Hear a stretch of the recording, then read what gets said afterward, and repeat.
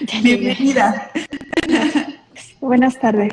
Ana María Barrera es la actual presidenta de la Asociación de Técnicos en Radioterapia. Para los que van llegando y todavía no la conocen, el día de hoy también nos va a acompañar. Y bueno, vamos introduciéndonos, ya que estamos todos muy puntuales aquí. Hoy vamos a hablar sobre enfermedad oncológica, crisis circunstancial de vida. El día de hoy nuestra invitada es la psicóloga Elizabeth Bautista García, quien actualmente se desempeña como psicóloga clínica en el Centro Estatal de Oncología Dr. Rubén Cardosa Macías, en el estado de Baja California Sur. Ella cuenta con una formación en psico-oncología y cuidados paliativos. Forma parte del equipo de cuidados paliativos de este centro tan importante y como preparación académica ella cuenta con una maestría en terapia familiar y de pareja y tiene un diplomado en terapia conductual y también un diplomado internacional en psico-oncología y también cuenta con un curso en avance en cuidados y también que es otorgada por la Comisión Nacional de Formación Continuada del Ministerio de Sanidad y Consumo de España en Las Palmas de Gran Canaria. Muchas gracias por aceptar nuestra invitación este día, un bello día aquí con nosotros. ¿Cómo estás, psicóloga? Pues muy bien, agradezco infinitamente el espacio que pues nos hacen, ahora sí que nos hacen, ¿no? Porque finalmente lo que esperamos es que esta charla del día de hoy, esta conversación sea de utilidad para todas las personas que en este momento están aquí conectadas con nosotros. Bueno, es muy importante que recordemos que dentro de la atención integral del paciente oncológico, pues la atención multidisciplinaria es de suma importancia. Cuando los profesionales de diferentes disciplinas trabajamos juntos para brindar una atención integral que aborde la mayor cantidad posible de necesidades de los pacientes, pues obviamente la calidad de la atención mejora. Entonces para nosotros siempre es muy importante sumar y tener invitados tan especiales como en esta parte que es de suma importancia, la psicología. Entonces hoy vamos a empezar con nuestra dinámica como siempre, con nuestras preguntas y quiero iniciar. Anita, ¿quieres decir algo? Gracias, buenas tardes. Bueno. Muchas gracias, psicóloga, por acceder y regalarnos unos minutos de su tiempo. Creo que lo acaba de mencionar bien Jessie. Estamos intentando hacer unas dinámicas de manera multidisciplinaria y bueno, en este caso creo que desde la parte inicial es muy importante el abordaje psicológico, psico-oncológico, tanatológico, de manera como un vínculo tanto del paciente como nosotros con equipo y también con sus familiares. Entonces, si gustas, Jessie, yo creo que tú inicias con la primera pregunta y como siempre, continuamos. Bueno, nuestra primera pregunta del día de hoy es: ¿cómo es que el diagnóstico de cáncer llega a ser una crisis para la persona que enferma? Pues fíjate, Jessie, que es un tema muy interesante en el sentido que nosotros como seres humanos cumplimos en lo que llamamos vida, un ciclo pues vital del desarrollo, ¿no? Tenemos distintas fases en el desarrollo en el desarrollo vital, ¿sí? Sin embargo, a diferencia de esas crisis de alguna manera esperadas en nuestro continuo de vida, que en ocasiones es incluso la crisis del noviazgo, la crisis del matrimonio, la crisis de que cuando los hijos nacen, la crisis cuando los niños pequeños se van a la escuela. Tenemos una serie de circunstancias que de alguna manera pues llegan a ser eventos esperados. ¿Qué es lo que diferencia una crisis circunstancial de vida en esta situación en el tema de la oncología? Lo que diferencia es que esta crisis está denotada como una crisis, es un evento inesperado, no lo esperamos. Y tiene ciertas características, pues es inesperado, ¿sí? Llega de pronto, no nos avisa Y ese tema es un tema que lo podemos ver incluso denotar en la característica como catastrófico por el impacto que va a representar y nos va a demandar una urgencia. ¿Qué quiere decir? Que necesitamos en ese momento de que se instaura la crisis en nuestra vida, necesitamos de todos aquellos elementos, de todas aquellas acciones para enfrentar esa crisis. Y lo más importante de esto, de esta crisis circunstancial de vida, es que nos da la pauta de crecimiento, de afrontar. O una de dos, o nos quedamos en el atolladero o crecemos ante esta crisis. De tal manera que entonces cuando se presenta una enfermedad crónica degenerativa como lo es el cáncer y como muchas otras enfermedades crónico-degenerativas, por supuesto que va a generar un impacto emocional en la persona que lo vive, ¿sí? Y ese impacto emocional, pues obviamente tiene que ver y tiene una implicancia en el ciclo vital natural por la fase vital en la que está pasando la persona. ¿Qué quiere decir esto? Un ejemplo, no es lo mismo una persona que tiene en su ciclo vital del desarrollo, está en la etapa de la generatividad, sus hijos ya son adultos, ya está el nido vacío, vamos a pensar en una edad, 70 años, no es el mismo impacto que una mujer que tiene hijos de crianza, que tiene hijos pequeños, una mujer joven, una mujer incluso que puede ser nada más ella como la persona proveedora de la familia y demás. Entonces, esta crisis circunstancial de vida pues va a tener muchas implicaciones en la persona, en la vida de la persona, y es muy importante que nosotros podamos detectar cuáles son todos aquellos impactos, aquellas áreas en las que esta crisis va a aparecer para que podamos favorecer procesos mucho más saludables en las personas que llegan a tener este diagnóstico de cáncer y que lo viven así como una crisis, como dicen, es como un balde de agua que me ha caído de pronto. Son ahora sí que como narrativas de nuestros pacientes. No me lo esperaba, nunca me lo imaginé. La verdad es que si yo no me vengo a hacer la mastografía, ni siquiera me pasa por la cabeza que yo pudiera haber tenido algo. ¿Por qué? Porque reconocemos que una característica principal del cáncer es que es en etapas iniciales, pues es asintomático, ¿sí? No tiene ninguna sintomatología clínica, es una enfermedad silenciosa y se va a manifestar pues cuando ya generalmente está en etapas avanzadas. Y otro factor importante también es reconocer que dentro de la situación de la génesis del cáncer, pues nosotros podemos determinar que si una de cada 8 personas va a desarrollar o tiene factores de riesgo para desarrollar en algún momento un cáncer. Sin embargo, para la persona que lo vive, que es el común, que es parte de la sociedad, de una sociedad que vamos y venimos y que tenemos como personas roles, funciones y demás, pues nunca nos vamos a imaginar que algo está sucediendo en nuestro cuerpo.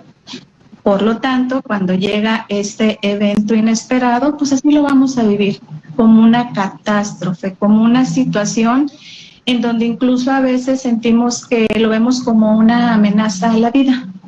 Nosotros como personas vamos viviendo una vida continua, como el diario vivir, enfocados en nuestros roles, en los roles que estamos viviendo en ese ciclo de vida, en esa fase que estamos llevando. Y entonces de repente pues aparece la enfermedad, ¿no? Y eso nos hace que nosotros sintamos esa amenaza de perder nuestra vida, de perder nuestra integridad, de perder nuestra autonomía, nuestra independencia, temor a la muerte. Es lo primero que las personas piensan, ¿sí? Les dan el diagnóstico y la primera pregunta es, ¿cuánto tiempo me queda de vida? O doctor, ¿me voy a morir? Entonces es una dinámica muy interesante la que sucede, y aquí lo más importante es que después del diagnóstico nosotros tenemos que validar todas esas emociones por las que pasa la persona que lo vive, tenemos que generar esa empatía y tenemos que apoyarle a ir administrando todos esos recursos que las personas tienen para poder afrontarlo. Que obviamente ante el impacto no lo vemos, ¿sí? Nos cerramos, tenemos mecanismos de defensa, incluso que esos mecanismos de defensa, como uno de ellos la negación, incluso si ante esa crisis circunstancial, ante ese impacto, ante esa catástrofe, nosotros cerramos como esa compuerta para no sentirnos más vulnerados, para no dañarnos, y entonces conforme vamos viviendo el proceso, conforme nos van pidiendo más exámenes clínicos, más estudio, el mismo proceso nos va diciendo que sí está el diagnóstico, y entonces vamos entrando en una fase de asimilación, ¿sí?, de reconocimiento, de comprensión, y todas aquellas fases en las que de pronto pues tengo la negación, de pronto tengo el enfado, el enojo, la ira, la rabia, las culpas, y viene todo ese proceso de aceptación y de adaptación, que obviamente estas fases pues son cambiantes, son dinámicas. Sí, muy bien. Muy bonita explicación, creo que... Sí, bastante. Bastante. De hecho, hasta aborda, ¿no?, casi todas las preguntas que queremos hacerle, porque exactamente habló de roles, habló de las etapas de la vida en la que es diagnosticado, si son pacientes jóvenes, si son pacientes, obviamente, todos sabemos que nadie estamos exentos, pero quisiéramos que nunca nos sucediera. Incluso a veces cuando ha terminado un diagnóstico o un tratamiento que pues obviamente se espera una respuesta a manera tardía o inmediata, pero de repente pues obviamente tenemos otros diagnósticos secundarios y bueno, hay que volver a empezar con esta situación, y bueno, el hecho de manejarlo de manera solo con el paciente o con la familia, pero su respuesta me pasó como, creo que ha abordado absolutamente todo. Pero vamos a ver si podemos puntualizar un poquito una de esas preguntas, de esa respuesta que ya nos dio, que es casualmente de qué manera impacta en la persona un diagnóstico de cáncer. Y bueno, aquí vamos a añadir entonces, para puntualizar, obviamente en etapas tempranas, que hablando de edad, primero en un paciente pediátrico, luego una persona adulta y una persona de la tercera edad, como para agregar un poquito más. Sí.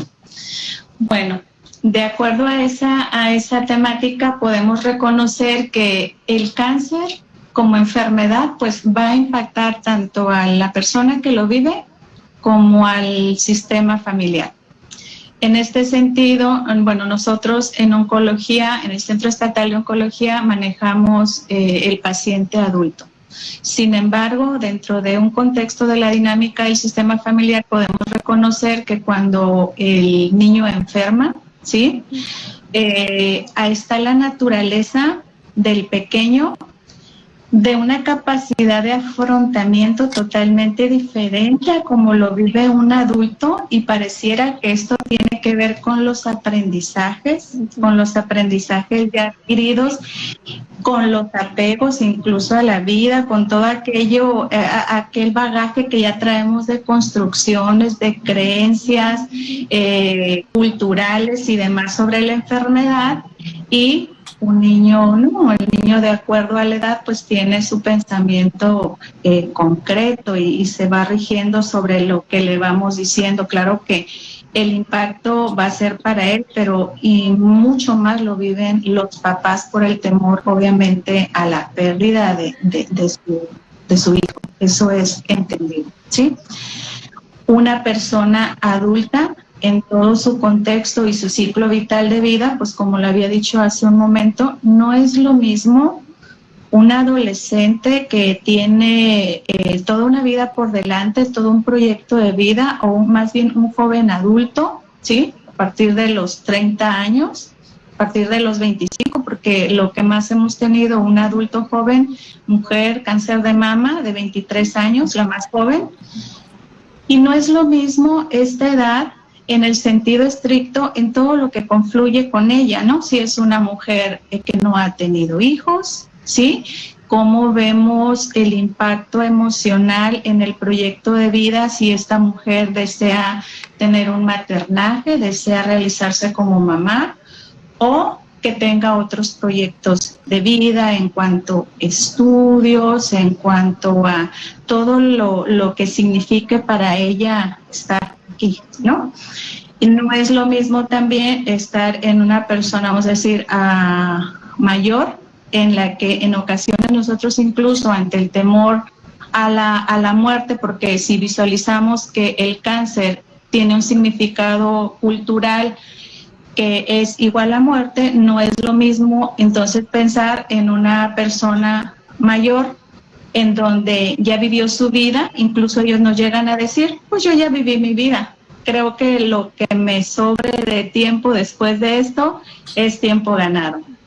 Y en ese sentido, nosotros incluso el común de la sociedad llegamos a pensar que cuando fallece alguien de cáncer, inmediatamente preguntamos, ¿y qué edad?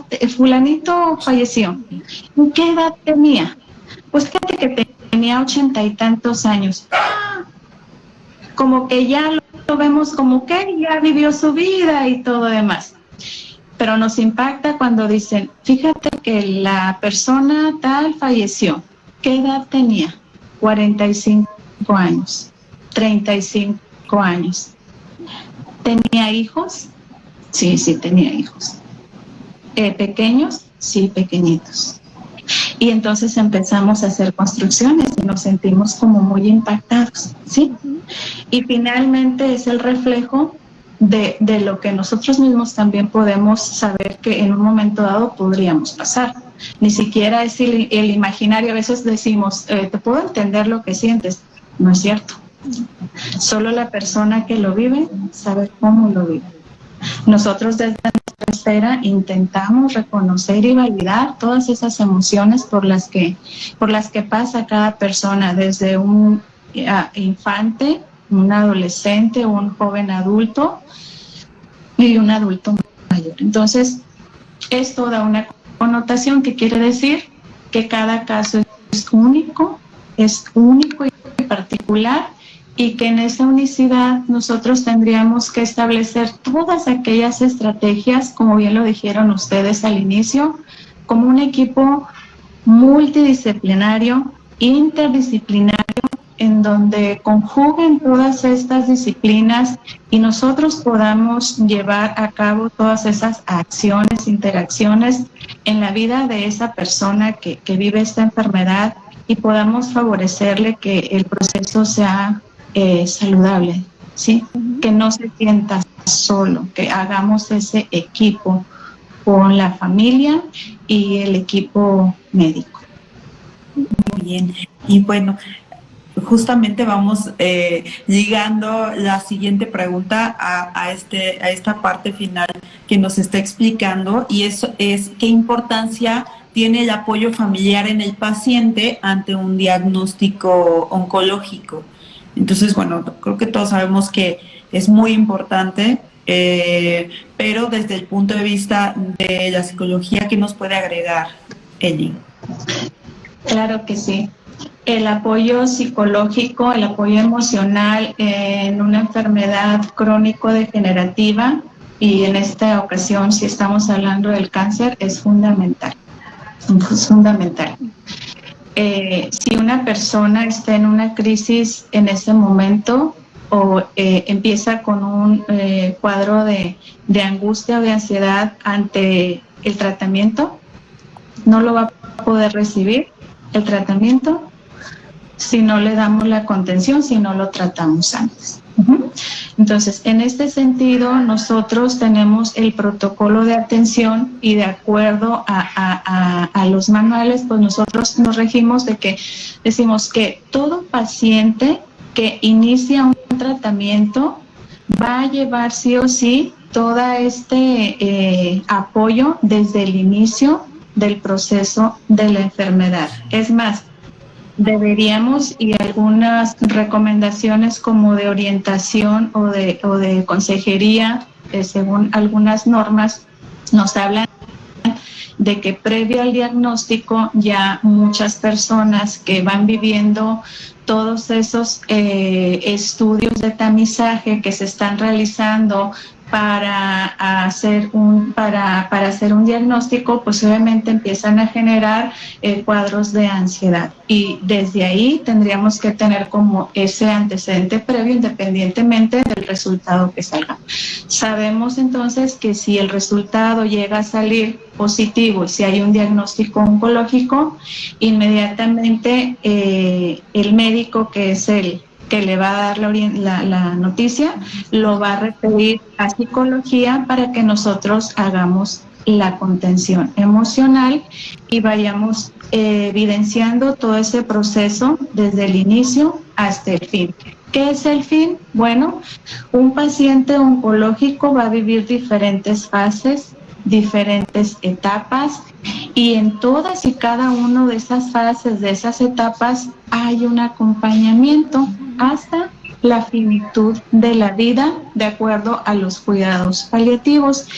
Incluso también después de que ya se dio el fallecimiento del paciente, nosotros tenemos que acuerpar a la familia en la elaboración del duelo, que sabemos que se favorece porque estamos hablando de que si el proceso fue largo, pues es un duelo de alguna manera anticipado, ¿no? Y aquí empezamos con lo que es la fase del diagnóstico. El impacto emocional que me supone el hecho de lo que me están, de la noticia que me están dando en ese momento. Y resulta ser muy interesante que la manera en cómo yo asumo o percibo la noticia del diagnóstico va a ser la manera en cómo yo lo afronto. ¿Qué quiere decir? Que si yo tengo una construcción de significados en donde yo pienso de acuerdo a experiencias previas o de acuerdo al vox populi, a lo que sé de situaciones ajenas, yo puedo suponer entonces, volvemos a esta creencia de que del cáncer nos morimos, ¿no? Si yo lo asumo y lo vivo de esa manera, muy seguramente mi proceso va a ser un proceso no tan saludable. Sin embargo, si en mi pensamiento está que sí, que es cierto que está el cáncer, pero que hoy en la actualidad es una enfermedad como muchas otras enfermedades, que hay tratamientos específicos para controlarlo, incluso en ocasiones en etapas muy, muy iniciales para la curación, y que puedo tener muchas expectativas de una sobrevida, pues entonces eso me va a favorecer los procesos que sean mucho más saludables. ¿Qué quiere decir? Pues que tenemos que trabajar mucho con el pensamiento, con las creencias, con los significados de las personas, ¿sí? Después de ahí también trabajamos lo que es los procesos de los tratamientos. ¿Qué implica? ¿Qué implicaciones psicológicas van a tener todos y cada uno de esos tratamientos? Que sabemos que los tratamientos, hay personas que son multitratadas y que los tratamientos van a ser quimioterapia, radioterapia, cirugía, y van a estar de acuerdo al estadio clínico de la enfermedad, pues va a ser si quimioterapia no adyuvante o cirugía de inicio, mucho va a tener que ver con el diagnóstico de la persona como tal, con la historia particular de la enfermedad para los tratamientos. Y entonces ahí es donde nosotros pues trabajamos esta parte, ¿no? Desde los temores en las mujeres, el temor a la pérdida de la autoimagen, el temor a la pérdida del seno, la significancia que tiene para ella si esta mujer en su ciclo vital tiene pareja o no tiene pareja, la quimioterapia, voy a perder mi cabello, no lo voy a perder, porque la creencia es que el paciente que tiene cáncer sí o sí va a perder el cabello, y nosotros sabemos que no necesariamente. Entonces, trabajamos con toda esa parte. Después viene la fase de la sobrevida.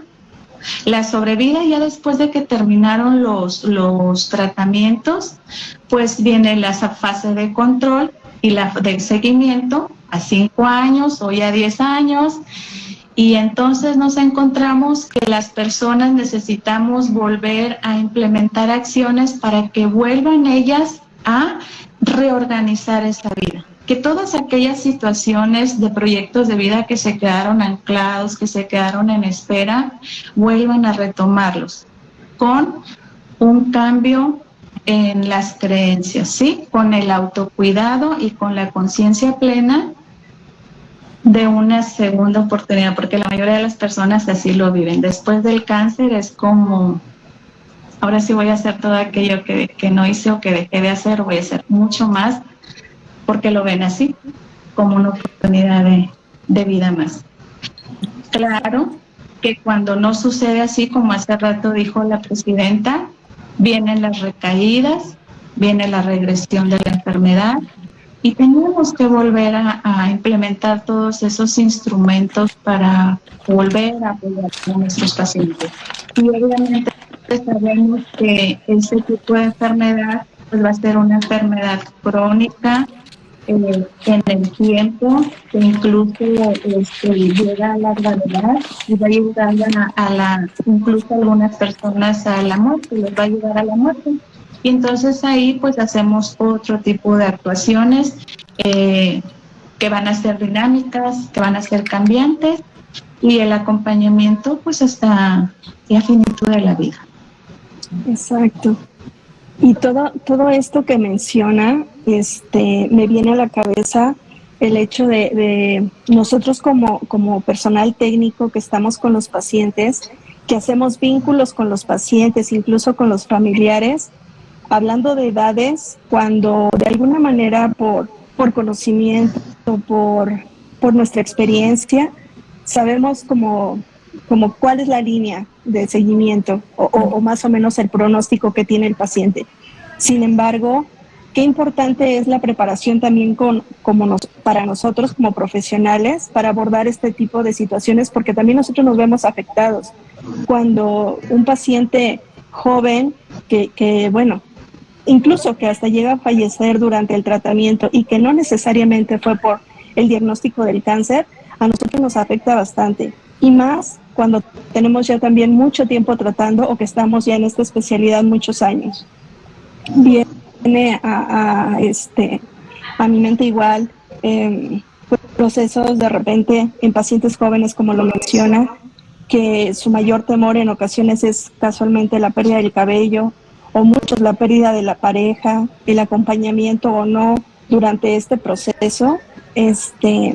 Cómo estamos faltos en la parte académica, profesional de la tanatología, de la psicología, adaptada a cada una de nuestras especialidades. Entonces, yo agradezco mucho la manera en que usted está abordando este tema, porque ha tocado puntos que probablemente no es que seamos insensibles, sino, como bien lo menciona, a veces por mecanismo de defensa nosotros los pasamos o queremos pasarlos por alto, pero al final del día, en ese cúmulo de emociones también, pues sí, nos hace falta el hecho de que nos lleven de la mano con ustedes.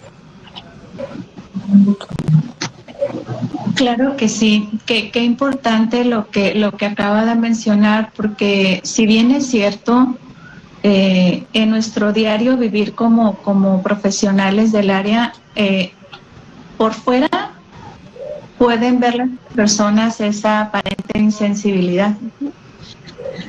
Sin embargo, a veces es como este mecanismo de protección de que debes de ver a la persona así, con su situación, pero no engancharte. Pero como somos personas y somos reflejos y a veces tenemos proyecciones, para mí sería imposible no ver a una nena que está sufriendo y no imaginar que yo pudiera tener a mi nena en esa situación. No es imposible que yo vea a una mujer adulta con una situación de fragilidad y poder imaginar que pudiera ser mi mamá. Y así, subsecuentemente, ¿no? Entonces, aquí lo que sucede es que nosotros dentro de los cuidados paliativos, nosotros, es cierto que hace mucha falta la sensibilización en el personal, nosotros como personal, de aprender desde los primeros auxilios psicológicos, desde las contenciones emocionales, pero reconocernos primeramente a nosotros como como lo que somos, como la persona, ¿sí? Que solamente porque me pongo una bata hago ese rol, pero al quitármela soy como tú y soy como tú y soy como muchas otras personas, con todo lo que a mí me hace ser, ¿sí? Soy la mamá, soy la esposa, soy todo, ¿sí? Cumplo todos esos roles. Entonces aquí sí es bien importante que nosotros, dentro del autocuidado, por supuesto, que también nos va a impactar todo estos trabajos, trabajar con el paciente oncológico o con pacientes vulnerables o frágiles, realmente nos lleva a tener la claridad de que tenemos que estar bien cuidados nosotros mismos también, que tenemos que tomar cursos, que tenemos que capacitarnos, que tenemos que aprender a ver la muerte como lo que es. Y justamente por eso nos asustamos tanto, porque lo último lo que pensamos es que un día nos vamos a morir. Es más, ni siquiera lo queremos pensar porque es lo más seguro que tenemos. Hoy, estas crisis circunstanciales que hemos vivido, incluso de situaciones de desastres naturales o del COVID, que nos enseñó que no necesitabas tener una enfermedad oncológica para morir. Y que estas situaciones inesperadas, de esas muertes inesperadas por accidentes o por desapariciones o lo que sea, no nos lleva a entender que sí, que nosotros también debemos de cuidarnos y que no debemos de llevarnos a casa. Pues a veces es imposible, no pensar en aquella persona, pero también reconocer qué me está diciendo a mí o qué hace que yo lo esté pensando de esta manera, qué es lo que yo tengo que trabajar en esa área para poder sentirme fortalecido. Así brevemente les comparto, no sé cómo estamos de tiempo. Nos faltan, ajustándonos al horario que me decía, tenemos 10 minutos. Bueno, en ese sentido les puedo compartir en una experiencia muy personal que al inicio como profesional en el área, la primera vez que tuve contacto con un paciente, qué importante, porque los miedos propios es el miedo a la muerte, el miedo de, como dicen, me duermo y si voy a un velorio estoy aquí pensando que la persona está ahí y entonces son mis propios miedos, mis propios fantasmas.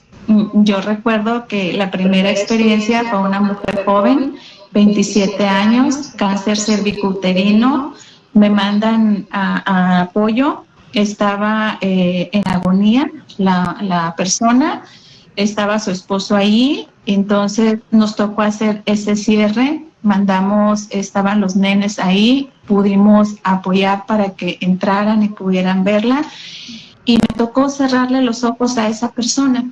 Ese día reconocí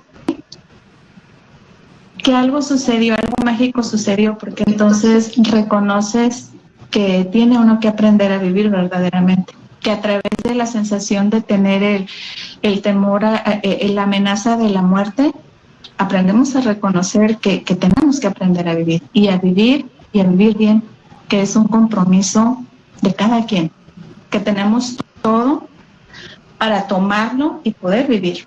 Exacto. Y estar plenos en nuestra persona, de todo aquello que eso nos haga sentir esa plenitud. De hecho, una de las preguntas que habíamos trabajado para usted era casualmente esto, de qué manera un paciente vive pues ese desarrollo, ese proceso en sus pensamientos cuando viene la asociación de diagnóstico de cáncer con muerte, y qué tanto influye el enfrascarse a ese fin, al proceso que todavía está pendiente por iniciar. ¿Cómo lo vamos viviendo todos de la mano y cómo podemos protegernos y de alguna manera hacerlo, pues sí, no es que entienda, sino que sí también es un proceso de diálogo, de esta parte de hacer la muerte parte de la vida, que es un proceso de vida también. Es un final del tiempo en este mundo, pero es un proceso que nos toca, o bien te quedas, como también lo mencioné al principio, te quedas con esa parte inicial de la vida sigue, tú te quieres quedar en ese lugar o vamos a trabajar. Y para el familiar también, cuando parte su familiar, obviamente, pues te enganchas en él, en ese proceso de que ya se fue, que sigue conmigo, o realmente si vives tu duelo y continúas con la vida, porque también vienen esos procesos de tanto para la familia como para el paciente y pues obviamente nosotros para nuestro día a día. Creo que no nos hemos preparado para la despedida. Sin embargo, yo siempre lo asimilo a esta parte como cuando vas a hacer un viaje. Cuando vas a hacer un viaje, preparas tu maleta. Y en esa maleta procuras llevar todo lo necesario, lo más importante. Pero cuando tú te vas y te vas a tardar un buen tiempo en ese viaje, dejas con las personas que se quedan, les dejas instrucciones, les dices qué hacer en cada situación, si se llegan a presentar situaciones, ¿no? Aquí te dejo esto, aquí te dejo lo otro, por si se te acaba, mira aquí está todo. De esta misma manera, nosotros como personas pues no estamos preparados a veces para hacer ese viaje final de vida. Y obviamente cuando nos toca hacer esa transición y vamos reconociendo que si la enfermedad va llevando una evolución natural de la enfermedad, que a pesar de todas las acciones que se hicieron en los tratamientos oncológicos, que a veces incluso llegan a ser tratamientos que ya después tienen una futilidad, que no fueron adecuados, que se despliega toda la artillería pesada de todo lo que tenemos y más, porque a veces incluso la familia dice, doctor, haga todo lo posible porque mi familiar se quede, porque viva más tiempo, cuando el familiar lo único que quiere es, ya no me hagas más, ¿no?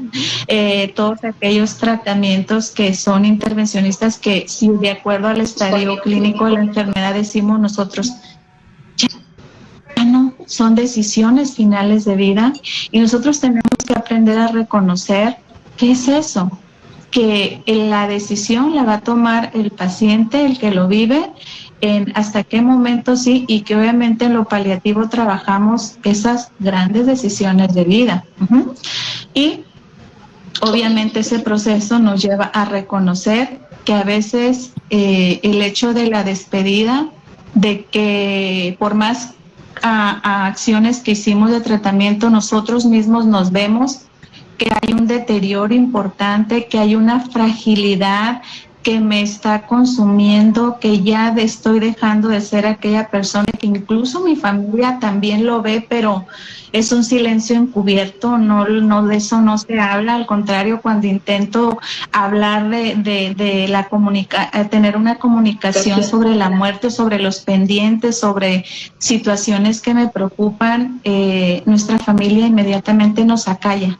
no hables de eso. Tú te vas a poner bien, verás que esto así va a funcionar. Y hacemos todas las actuaciones, tanto tratamientos médicos como alternativos, con el fin de mantener a nuestra familiar. Es una situación muy interesante, tanto la dinámica de cómo lo vive la paciente, la persona que enferma, tanto la dinámica de cómo lo vive la familia. Y eso habla de que hablar de la muerte es algo que es un tabú todavía, que no lo podemos tocar, pero que cuando nosotros les enseñamos a hacerlo, obviamente va habiendo cierres muy importantes. Y las personas reconocen que lo que les quede de vida lo tienen que aprender a vivir bien, con calidad de vida, libres de dolor, gozar de esos pequeños momentos en donde están libres de dolor, que la familia los vea y que el equipo médico los vea como lo que son, como personas hasta el último hálito de vida. Y obviamente, ¿qué nos detiene en esta vida? Pues nos detienen todas esas cosas que sentimos de pronto que nos faltaron por hacer. Porque hay personas que han vivido una buena vida y que dicen, yo ya viví todo lo que tenía que vivir y yo me puedo ir cuando cuando Dios me recoja, de acuerdo a las creencias de cada quien. Hay personas que viven una gran angustia porque refieren que todavía tienen pendientes, porque quisieran quedarse a los 15 años de la nieta, que le faltan 2 años y que piden más vida para quedarse. Entonces, volvemos a la misma situación. Definitivamente que cada caso es único, es su historia, sus creencias, y con eso tenemos que trabajar con ellos. Gracias. La verdad es que yo creo que todos estamos muy atentos a todo esto que nos está diciendo. Creo que podremos estar muchísimo tiempo aquí platicando sobre muchísimos aspectos, pero sabemos que tiene una agenda un poco ocupada, pero bueno, creo que esta invitación para usted, psicóloga, para otra charla, en verdad ha sido muy agradable platicar con usted y esta explicación tan desmenuzada, tan ligera de entender, que yo creo que todos estamos así muy atentos a todo esto que nos está platicando. La verdad es que ha sido muy enriquecedor y muy bonito estar esta tarde con usted. Muchísimas gracias nuevamente por aceptar nuestra invitación. De verdad está abierta la invitación para que pueda volver a platicar con nosotros, porque la verdad es que ha sido muy, muy bonita charla. De hecho, pues qué decir, les agradezco. Perdón, adelante. No, perdón, es que estaba viendo aquí en el chat si alguno de nuestros... No tenemos preguntas. Yo también se nos fue Anita. Creo que perdió su conexión. Bueno, por aquí nos dicen excelente charla. Saludos, Eli, Jess, Ana. Juan Carlos por aquí nos manda saludos. Muchas gracias a todos los que permanecieron por aquí. Vamos a ver si Anita regresa. Creo que todavía no.